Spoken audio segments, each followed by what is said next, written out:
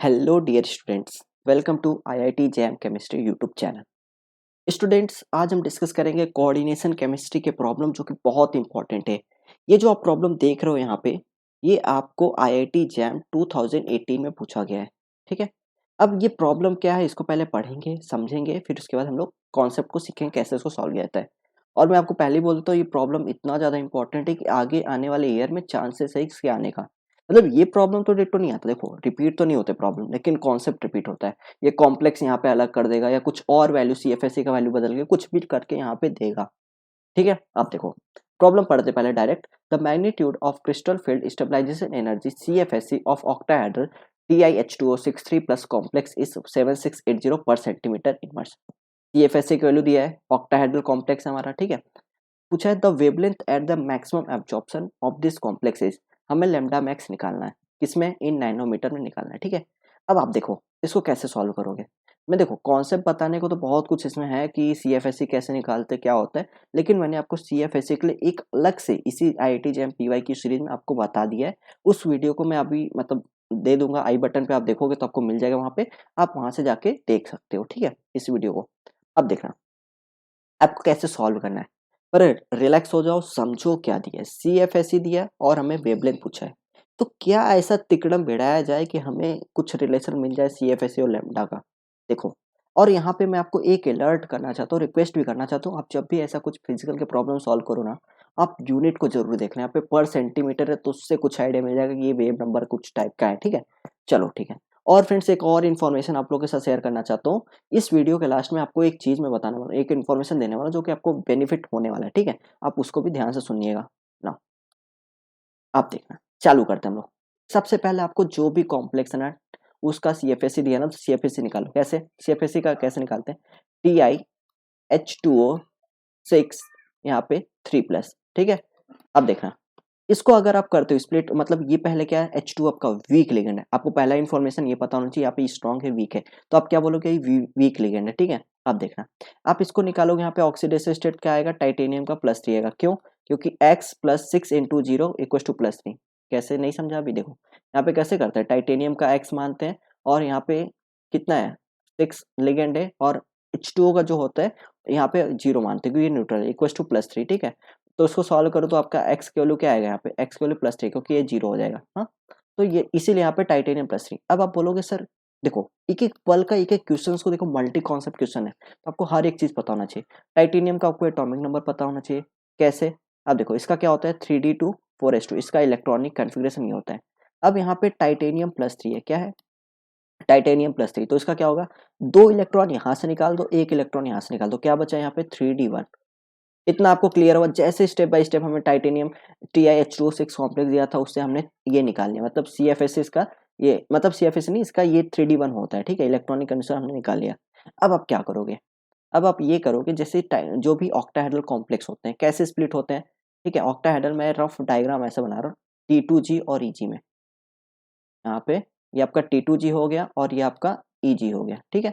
अब देखना, इसको बोलते हैं T2G और इसको बोलते हैं EG, ये तो आपको मैंने बताया है, तो इसको थोड़ा फास्ट जाते हैं। ठीक है। अब यहाँ पे एक ही इलेक्ट्रॉन, तो कहाँ फिल होगा, यहाँ पे इलेक्ट्रॉन फिल होगा। अब आपको देखो ये स्प्लिट जो करते हैं यहाँ पे, देखो ये जो इसका एनर्जी रहता है कितना होता है, -0.4 डेल्टा। इसका कितना होता है, इसका होता है 0.6, ये माइनस में, ये माइनस मतलब निगेटिव साइन है, ये पॉजिटिव होगा। ठीक, 0.6 डेल्टा। अब देखो इसका कैसे निकालेंगे, CFSC निकालेंगे कैसे इसका, आपको ये तरीका पता होगा कि यहाँ पे 1 है तो 1 इलेक्ट्रॉन इंटू -0.4। ठीक है, 0.4 डेल्टा प्लस, अब ऊपर तो कोई इलेक्ट्रॉन नहीं है तो 0 होगा, इंटू 0.6 डेल्टा। ठीक है। इसको सॉल्व करोगे तो आपका क्या सॉल्व करना है, ये तो आपका पूरा 0 हो जाएगा, तो आपका कितना आएगा, -0.4 डेल्टा। आपका CFSC की वैल्यू यहाँ पे आ गया -0.4 डेल्टा। अब देखो यहीं से आपका कुछ ना कुछ होने वाला है, इतना आपने निकाल लिया। ठीक है, CFSC आपको दिया है, आपको डेल्टा की वैल्यू, डेल्टा को लैम्डा के फॉर्म में आपको बनाना है। कैसे बनाओगे, यहाँ पे देखना, देखना ध्यान से देखना यहाँ पे। अब देखो E क्या होता है, H नहीं होता है, होता है, इसको बराबर HC न्यू बार होता है। देखो बहुत बेसिक फॉर्मूला है, लेकिन आपको ये आपको पता होगा तो आपका आराम से काम हो जाएगा। ठीक है, और होता है HC बाय लैम्डा।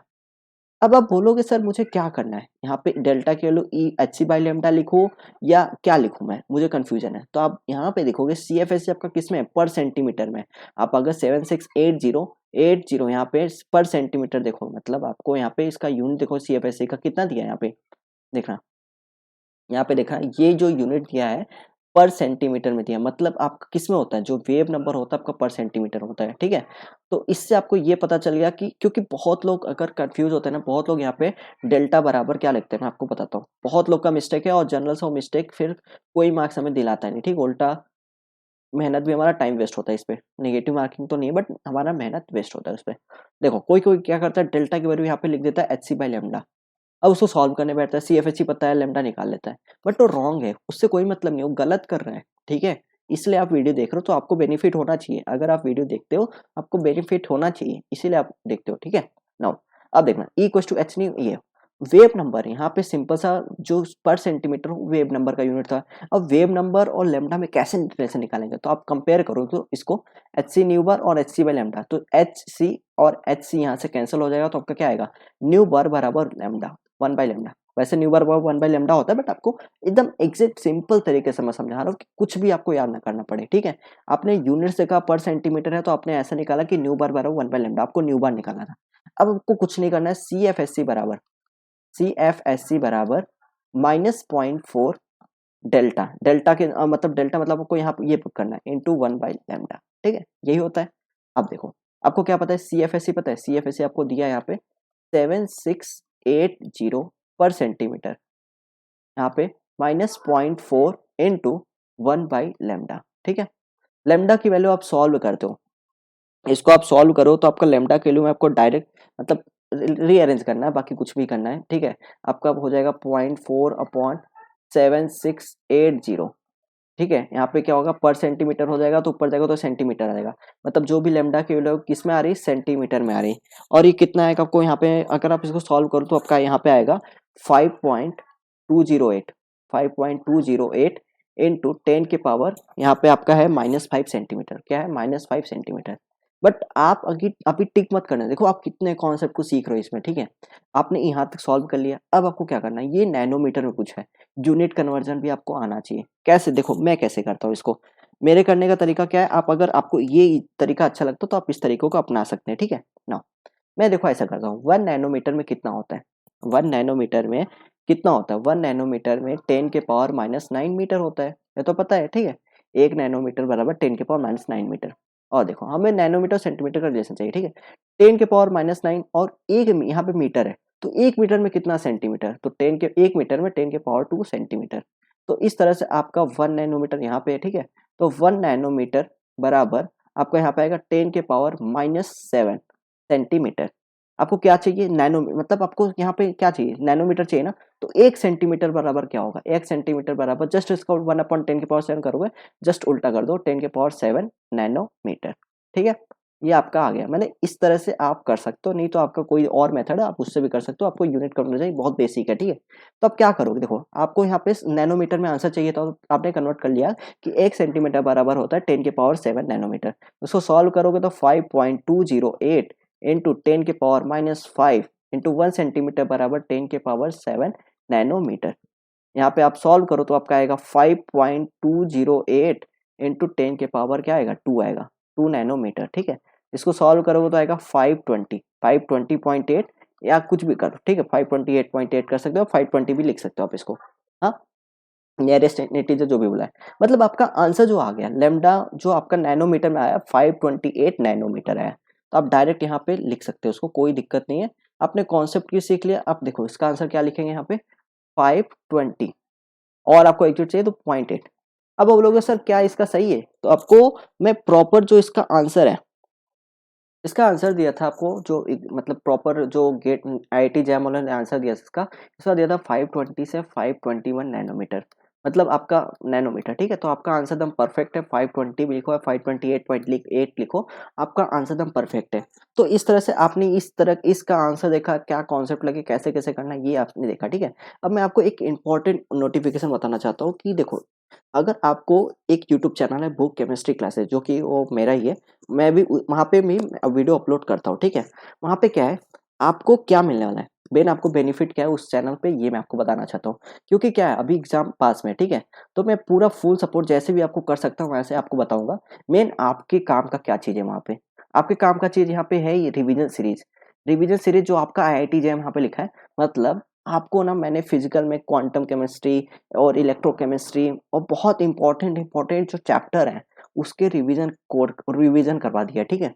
आप प्रॉपर उसको देख सकते हो तो आपका काम हो जाएगा। अगर आपको बुक्स रीडिंग भी करना है, मतलब आप बुक्स नहीं पढ़ पा रहे हो तो आपको बुक्स रीडिंग करना है, तो मैंने इनऑर्गेनिक अलग से, जिसमें ऑर्गेनोमेटालिक्स के जैसे कौन से बुक है यहाँ पे, BD गुप्ता सर का है, उसको कंप्लीट करवाया, मतलब कंप्लीट नहीं तो अभी आधे चैप्टर हो गए, लगभग हो गए, ठीक है। और जो आपका Ajay Kumar sir, coordination chemistry Ajay Kumar sir का है, उसको भी मैंने कंप्लीट कोऑर्डिनेशन केमिस्ट्री आपका कंप्लीट है, आप उसको पढ़ सकते हो, ठीक है। मैं आपको पहले ही बोल देता हूँ, ये मैंने एक छोटा सा फर्ज किया है आप सभी के लिए।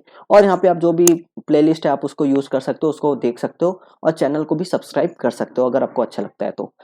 और इससे आप बेनिफिट ले सकते हो कि हाँ, आपको अगर रिवीजन करना है, टाइम नहीं है आपके पास, आप रिवीजन कर सकते हो, बुक्स रीडिंग भी कर सकते हो। और इसके बाद हम लोग इस चैनल पे भी अच्छा खासा इंप्रूवमेंट करने वाले हैं। अगर आपको जो भी कमेंट करना है, अगर आपको कोई सा भी टॉपिक चाहिए, तो आप इस चैनल पे या आप इस चैनल कोई से भी चैनल पे आप कमेंट कर सकते हो, आपके लिए मैं हमेशा अवेलेबल रहूंगा।